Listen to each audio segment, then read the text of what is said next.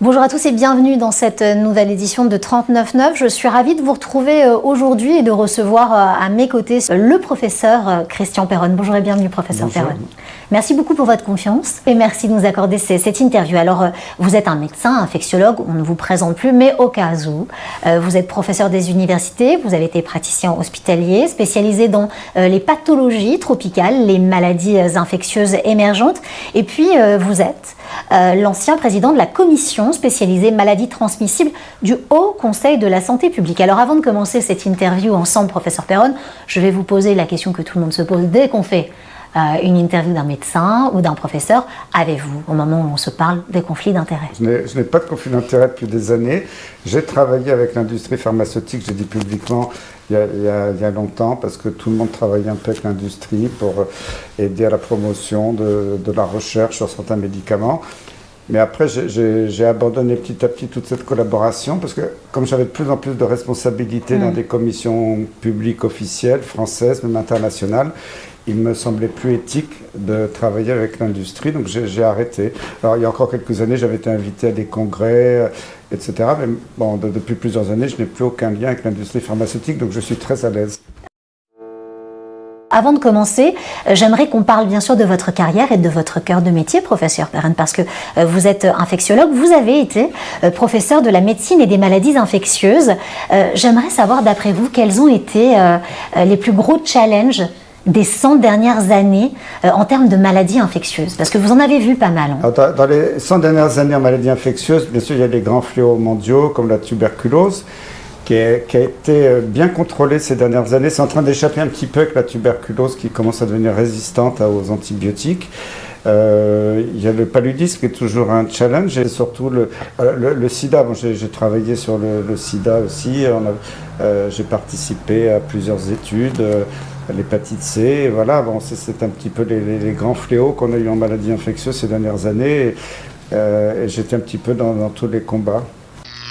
Alors justement, à l'époque, lorsque vous enseigniez aussi, vous utilisez, certains de vos étudiants m'ont raconté cette histoire, ils en gardent un bon souvenir, des masques de Venise, pour expliquer comment ça se passait. Vous nous racontez cette histoire des masques de Venise? Vous vous souvenez, dans les gravures de l'époque de la grande peste noire qui a ravagé l'Europe, il y a une proportion énorme d'Européens qui ont disparu à cette époque. Les médecins vénitiens avaient une tenue en cuir. Vous savez pourquoi le cuir? Non. Parce que le cuir, c'est une odeur qui chasse les puces. D'accord. Alors les puces transmettaient la peste. Alors ça devait être complètement empirique, il n'y avait pas d'études randomisées, mais ils savaient que s'ils portaient une tenue en cuir, chassaient les puces. Et ils avaient un chapeau, bon, pour protéger la tête, si on veut, mais ils avaient surtout un grand nez, comme un nez d'oiseau, qui était bourré de ouate, avec des parfums, des substances alcooliques quand ils respiraient, qui finalement filtraient l'air de l'extérieur. Et c'est pour ça qu'ils avaient cette tenue un peu d'oiseau. C'était les médecins de Venise au moment de la peste. Alors, professeur Perronne, forcément, j'aimerais qu'on se parle de cette crise actuelle. Vous avez sorti un livre que vous rééditez aujourd'hui en version de poche et qui s'intitule « Y a-t-il une erreur qui n'est pas commise ?» Dans ce livre, vous parlez d'11 mesures qui ont été prises. Alors, on ne va pas revenir sur toutes ces mesures, mais on pourra citer notamment les masques, les tests, les traitements ou encore le confinement. Très rapidement, on va pas s'attarder trop dessus, mais les masques, en réalité, vous y trouvez une utilité. Les masques sont très utiles dans certaines circonstances. C'est prouvé dans la tuberculose, dans certaines infections respiratoires. Le masque est utile quand vous êtes malade, si vous toussez beaucoup. Vous allez projeter dans l'atmosphère des particules de salive, de sécrétion respiratoire qui sont assez grosses mais qui contiennent le virus et qui peuvent rester en suspension dans l'air un certain temps. Et puis quelqu'un qui passe par là peut respirer ces particules. Donc, si par exemple un malade à l'hôpital a des symptômes, on lui met un masque quand quelqu'un rentre dans la pièce parce que ça évite qu'il projette des particules sur les personnes qui viennent le voir, que ce soit les soignants ou sa famille. Et après, les gens en contact de gens qui ont des symptômes, qui toussent, c'est très utile qu'ils portent un masque parce que ça va aussi les protéger. Alors un masque n'est jamais... on imagine que le masque est un filtre absolument étanche, c'est totalement faux. N'importe quel virus, si on le met au laboratoire sous pression, il passe à travers un masque. Ce n'est pas le rôle du masque. Le rôle du masque est de filtrer des particules plus grosses qui contiennent le virus.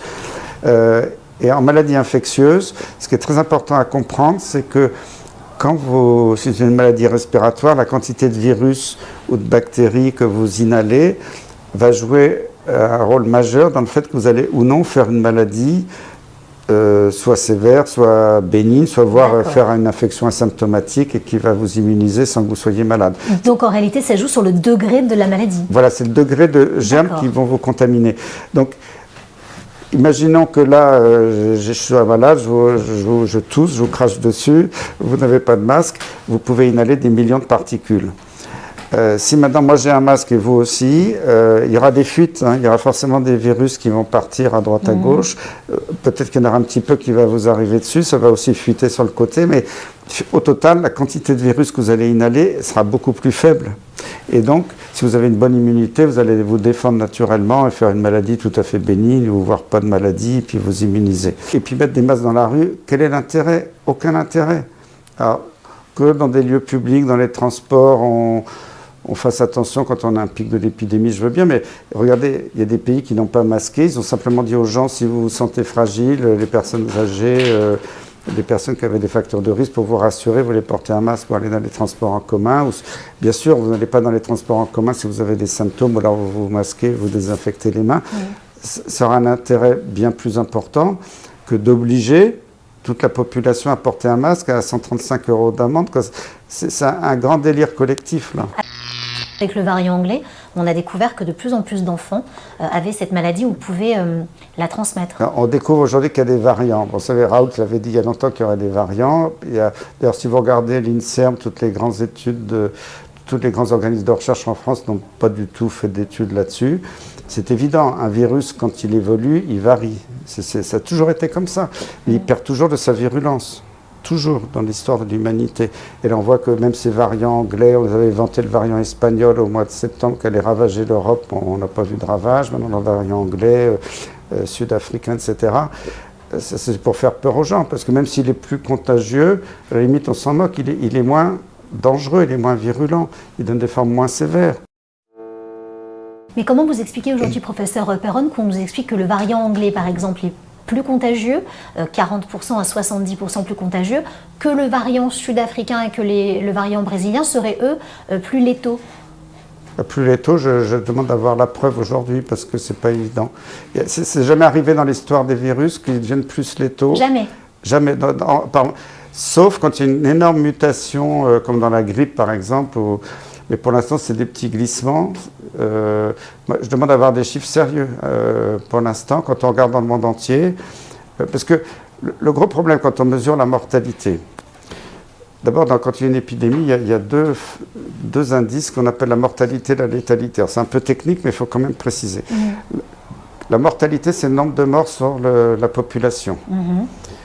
La létalité, c'est le nombre de morts sur le nombre de gens qui ont fait la maladie. Donc la létalité est plus précise. Donc, normalement, dans une épidémie, on ne s'occupe jamais de la mortalité. Mais on s'occupe de la létalité. La létalité.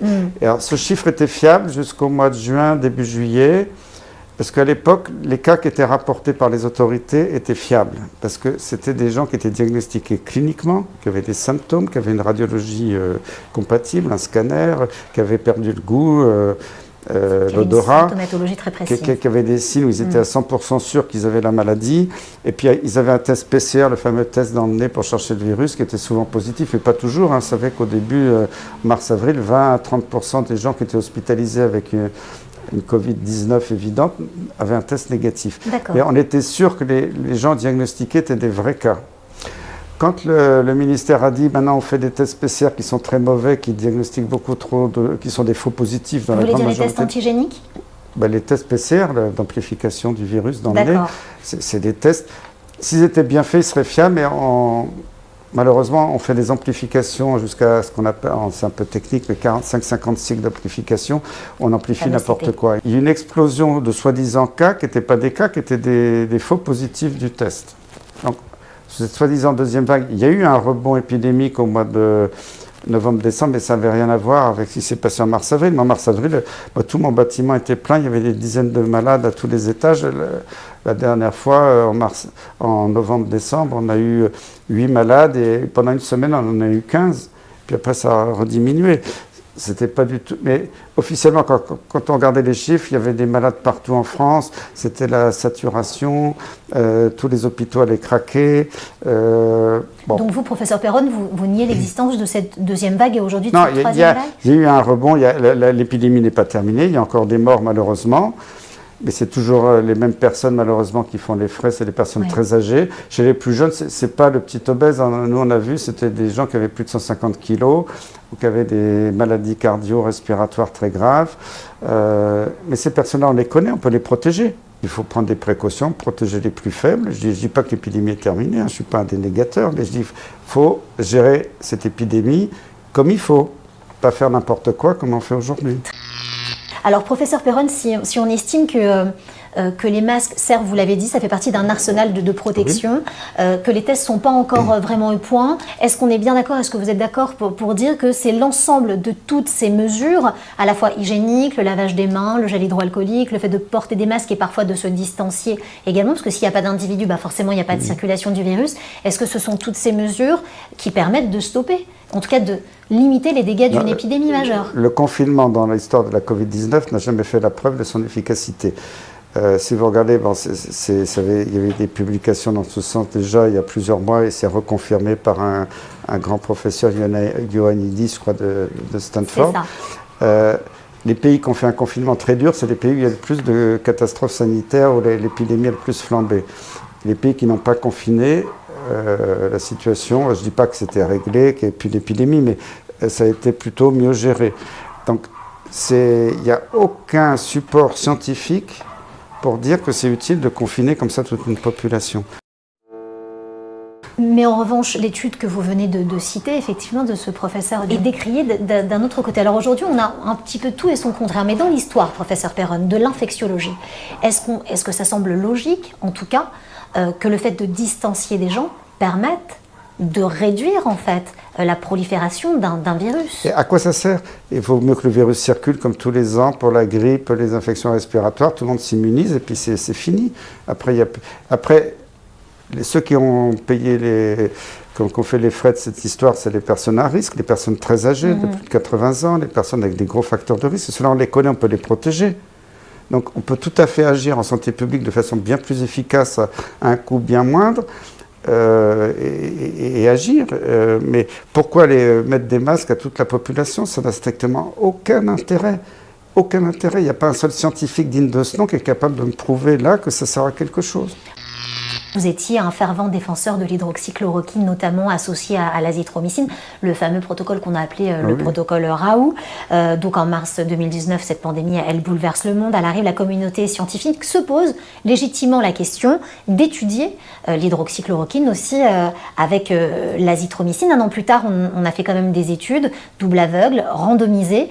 Et malheureusement, ces études semblent démontrer la non-efficacité, en tout cas, de l'hydroxychloroquine. Absolument pas, parce que les études randomisées ont été interrompues par le ministre, en tout cas pour la France et puis pour l'OMS, l'étude Recovery qui étudie des doses toxiques, je rappelle potentiellement létales d'hydroxychloroquine. D'ailleurs, on a une réponse dans le New England Journal of Medicine qui a été acceptée, qui va paraître bientôt pour dénoncer ça. Dans l'étude Discovery et dans l'étude e-Covid à Angers, quand ça a été interrompu, vous savez que ça a circulé sur Internet, ça a fuité, il y avait des diapositives qui montraient l'état intermédiaire de ces études. Ils n'avaient pas encore atteint la puissance statistique significative, c'est comme je dirais, le groupe de gens traités par l'hydroxychloroquine avait été arrêté, ils n'avaient pas assez de malades pour avoir la puissance statistique définitive, mais dans les deux études, Discovery et Covid, on voit que les patients entre les différents groupes qui avaient le meilleur pronostic, c'est ceux qui avaient reçu l'hydroxychloroquine ou l'azithromycine. Donc, évidemment, quand ça a un peu explosé sur les réseaux sociaux, c'est pas ce qui a été mis en avant. Ça a été camouflé, non, c'est des fake news, mais c'est la réalité. Et alors, pour les fameuses études randomisées, je rappelle que les études randomisées, c'est-à-dire tirage au sort en placebo contre un médicament actif, c'était mis au point pour voir si le médicament actif était mieux qu'un placebo. L'effet d'un placebo, quand vous avez une maladie chronique, tout ça en général, c'est de l'ordre de 20%, parce que vous vous sentez mieux. Bon. Quelquefois, ça atteint 30% pendant une période réduite, mais l'effet placebo, ça ne va jamais au-delà. Quand vous avez un médicament qui marche à 80, 90, 95%, l'intérêt d'un groupe contrôle placebo est nul. Et donc, ce sont des soi-disant scientifiques qui osent dire partout, il n'y a pas d'études contre placebo, ce n'est pas démontré. Ce sont des imposteurs. Même l'OMS, même des groupes internationaux, depuis des années, ont fait des rapports en disant il y a plein de situations, il n'y a pas besoin de placebo. Quand vous guérissez 90% des gens, il n'y a pas besoin de placebo, c'est faux. Mais alors, professeur Perron, dans ces cas-là, vous citez de grands scientifiques, et on va se poser cette question, où sont les scientifiques aujourd'hui? Parce que malgré tout ce qu'on se dit, ces études en double aveugle randomisées, certains disent non, ça ne marche pas du tout dans ces études. Elles n'ont pas été faites. Alors vous, c'est ce que vous dites, professeur Perron. Elles ont été interrompues, donc il n'y a aucune étude qui montre que ça ne marche pas. Mais pourtant, il y a encore des scientifiques qui n'auraient pas de conflit d'intérêt et qui disent non, ça ne marche pas. Parce qu'après, ils sont un peu dans une espèce de démarche officielle, qui ne veulent pas sortir des clous, mais ce problème de conflit d'intérêt est quand même majeur. Reconnaître qu'il y a des médicaments qui marchent à presque 100% quand on les donne au tout début de la maladie, c'est supprimer le marché du vaccin quand on a investi des centaines de milliards. Et comment les autorités partout dans le monde ont promu le Remdesivir? Le Remdesivir, dès le début mars, on savait que ça ne marchait pas, que c'était toxique. Moi, je le dis par des amis réanimateurs, je savais qu'ils avaient des insuffisances rénales très sévères.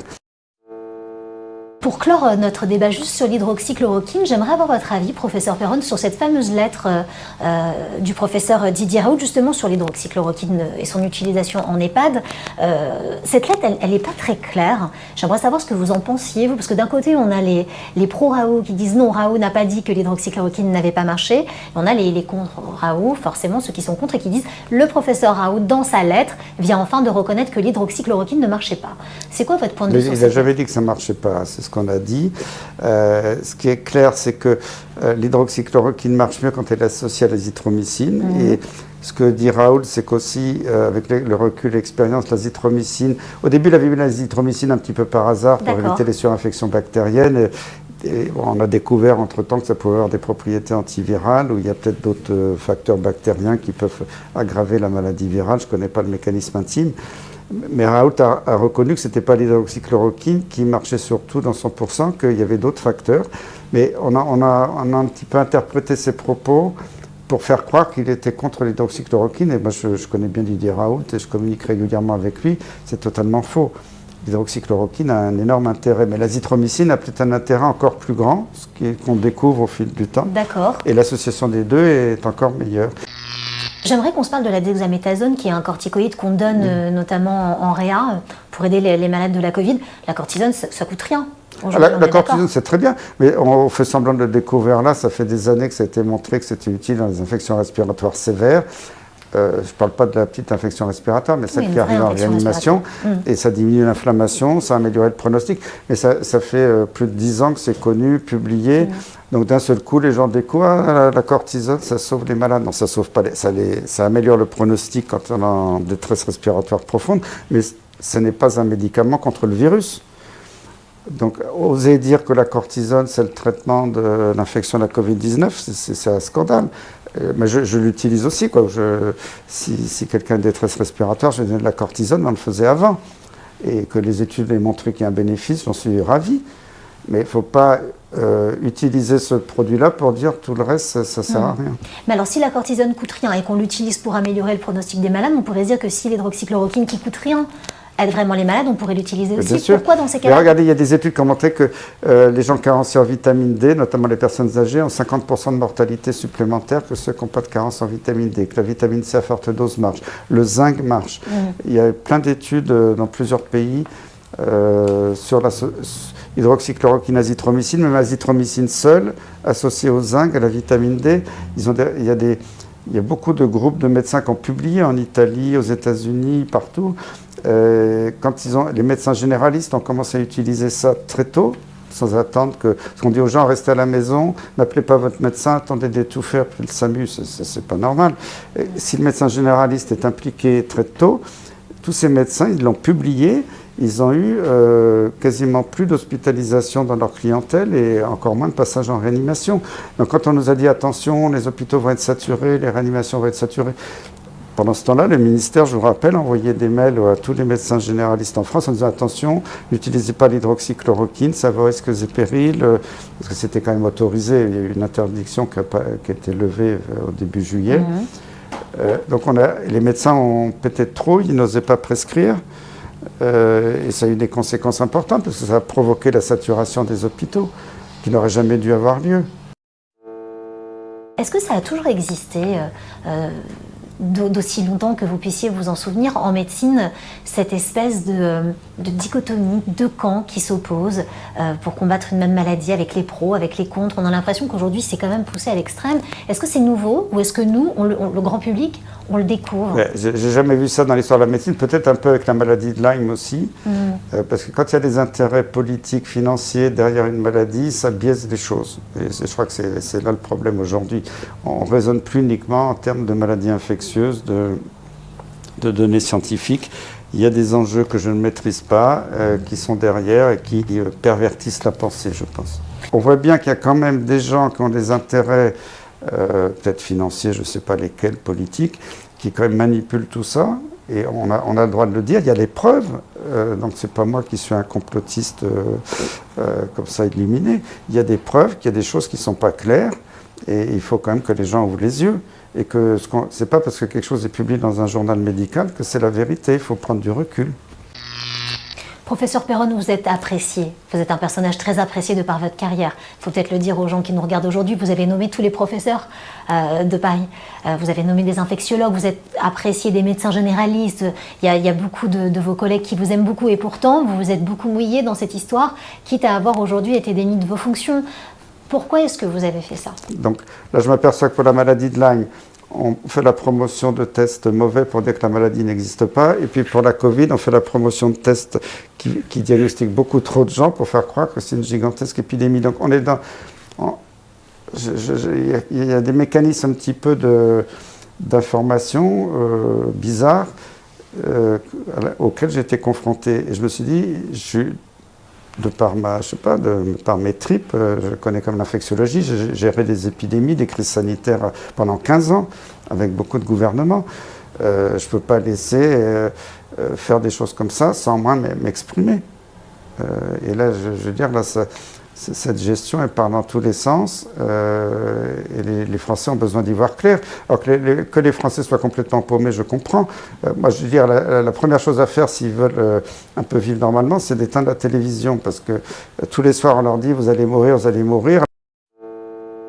Est-ce que vous pensez, professeur Perron, que vous avez souffert de récupération parfois un peu politique et de camps plus complotistes que vous? Est-ce que vous pensez avoir souffert de ça? Oui. Je me permets de vous le demander très clairement et sans langue de bois, professeur Perron.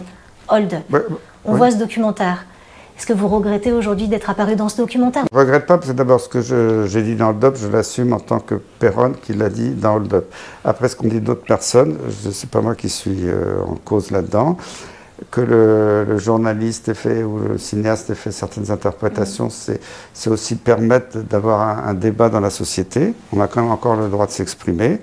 Bon, je sais qu'il y a une nouvelle version de Hold Up qui va sortir dans quelques jours, justement qui est à mon avis améliorée parce qu'il a supprimé des choses qui étaient peut-être un peu trop violentes. Ou fantaisistes parfois, non? Oui, peut-être, mais après, c'est pas mal jugé. Oui. C'est l'ouverture d'un débat, mais plutôt que de diaboliser, il faut aller au fond du débat. Moi, ce que j'ai dit dans Hold Up, j'ai parlé de l'hydroxychloroquine, j'ai rien dit de mal, hein, j'assume ce que j'ai dit. Il ne faut pas après faire des espèces de catégorisation. Donc vous ne pensez pas que vos propos ont été récupérés à des fins plus personnelles? Après que c'était récupéré, bien entendu, parce que après on est tous des dangereux complotistes. Et vous voyez, ce mot de complotiste, je ne le connaissais pas il n'y a pas si longtemps. Si vous regardez, les gens qui me traitent, moi ou les autres, de complotistes, sont des gens qui n'ont aucun argument scientifique. Et comme ils ne savent pas comment m'attaquer, ils diraient Perron, c'est un complotiste. Alors ça veut dire quoi, complotiste? Je suis un peu délirant. Moi, tout ce que je dis, on peut mettre au défi, tout ce que je dis est sourcé sur des références scientifiques publiées. Quand vous voyez les attaques contre la coalition Santé Libre de médecins qui représente jusqu'à 30 000 médecins généralistes en France, qui ont fait des recommandations sur leur expérience, tout ce qu'ils disent est basé sur des publications scientifiques. Alors c'est peut-être pas la grande étude randomisée comme le fantasme de certains pseudo-scientifiques, c'est validé. Et pourtant, il y a des attaques très dures contre eux. Parce qu'évidemment, ça dérange que les médecins disent « nous, on soigne, on guérit nos malades ». Et ça, c'est pas normal. Et quand le Conseil de l'Ordre, bon, pour l'instant, il ne m'a pas encore attaqué, quoi. Il y a eu quelques attaques en cours, mais qui ne sont pas dramatiques. Mais si on dit que Perron a eu des propos non déontologiques vis-à-vis de ses collègues, c'est totalement faux. Je n'ai jamais attaqué un seul collègue. Le jeune médecin de Bichat, je ne l'ai pas attaqué en tant que médecin. J'ai simplement dit qu'il avait participé à une étude scientifique qui n'était pas bonne. J'ai encore le droit de le dire. Lui, il s'est permis, sur plus de 20 tweets, de me diffamer, d'avoir des propos horribles contre moi. Donc, faut remettre les choses dans l'ordre. Dans tout mon discours depuis le début, j'ai toujours rendu hommage aux médecins généralistes. On ne peut pas dire le contraire. Et malheureusement, les autorités n'ont pas toujours eu ce geste sympathique vis-à-vis de nos collègues généralistes qui sont quand même la base de la médecine en France. Et toutes les mesures de santé publique qui ont été faites en court-circuitant les généralistes, ça a toujours foiré. C'est les généralistes qui tiennent la médecine en France sur le terrain. Et j'ai beaucoup d'admiration pour eux, je le redis aujourd'hui. Vous voyez, peut-être terminer là-dessus, mais il y a ce qu'on appelle la médecine basée sur les preuves. En anglais, l'evidence-based medicine ou médecine factuelle, comme disent nos amis québécois. C'est les Canadiens qui ont inventé ce concept il y a des années. C'est-à-dire que la médecine doit être basée sur des choses substantielles, des publications. Mais en fait, la vraie médecine factuelle, c'est un trépied. La première branche du trépied, c'est les publications scientifiques, donc le Lancet, le New England Journal. Bon, il y a des maladies où vraiment tout est clair, tout est publié, c'est carré, il n'y a pas de souci. Donc le médecin doit se reposer sur ces publications pour décider de sa stratégie de diagnostic de traitement, et c'est parfait. La deuxième branche du trépied, c'est l'expérience du médecin. Parce qu'ils le disaient eux-mêmes, hein, quand ils ont publié ça il y a plus de 20 ans, il y a beaucoup de domaines dans la médecine où il n'y a pas beaucoup de données scientifiques solides. Mais il y en a énormément de domaines, hein, parce que les grandes études dans New England, etc., ça coûte très cher. À part des grandes études financées par l'industrie pharmaceutique, il n'y a pas grand-chose. Et du coup, les maladies rares, plein de maladies, ça n'a pas été bien étudié, les publications ne sont pas très bonnes. Et pourtant, c'est un nombre de malades, c'est quelquefois des centaines de millions, des milliards de malades dans le monde. Ben, les médecins, il faut bien qu'ils soignent quand même s'il n'y a pas la publication dans le Lancet.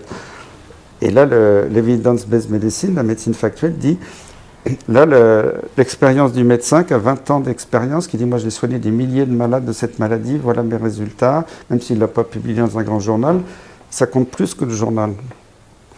Et la troisième branche du trépied, ça tout le monde l'oublie, c'est la vie du malade.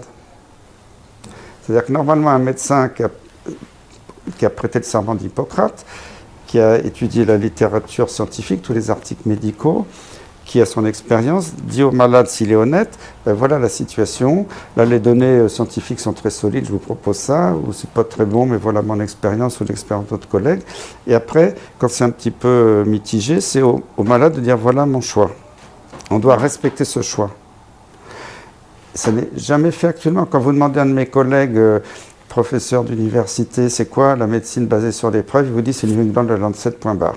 Et tout ne rentre pas dans les équations mathématiques en médecine. Il y a des facteurs humains, il y a des tas de facteurs qui jouent sur une population. Les gens ne vont pas réagir de la même façon à tel ou tel traitement. On ne peut pas résoudre des problèmes médicaux très importants uniquement par une étude randomisée, un seul facteur contre un placebo. C'est un délire de scientifiques qui ne sont pas des vrais scientifiques et qui n'ont pas d'expérience de la médecine. Et je le dis solennellement, je refuse qu'un médecin qui a fait que de l'épidémiologie, de la modélisation mathématique derrière son ordinateur, qui n'a jamais vu un malade, me dise aujourd'hui, voilà comment vous devez traiter vos malades. Je refuse. Et tous les médecins généralistes, tout le monde refuse. Quand on voit que l'expérience quotidienne va à l'encontre de ce qu'il nous raconte. Et je ne suis pas contre la méthodologie, attention. Quand elle est bien faite, elle est extrêmement utile. Je ne suis pas contre les études randomisées quand elles sont bien faites sur des populations bien homogènes avec un facteur qu'on peut mesurer précisément, etc. J'étais le premier à participer à ce genre d'études et à y croire. Mais qu'on veuille nous vendre une espèce de médecine pseudo-scientifique et surtout en se s'érigeant comme les grands scientifiques pour détruire les médecins de terrain, et les gens qui réfléchissent et qui ont un esprit ouvert. C'est quoi cette médecine occidentale qui veut nous imposer des choses délirantes au nom de la science, Voilà, moi je suis choqué par tout ça. Et c'est pour ça, vous me demandez ma motivation, c'est ça ma motivation, c'est que moi je suis là pour soigner les malades, être à leur écoute, les soigner. Moi j'ai vu que j'ai guéri des gens avec l'hydroxychloroquine, l'azithromycine. Le jour où on l'a utilisé, on a arrêté de passer les malades en réanimation, il y a eu moins de morts. Après on me le reproche en disant c'est pas bien vis-à-vis des collègues.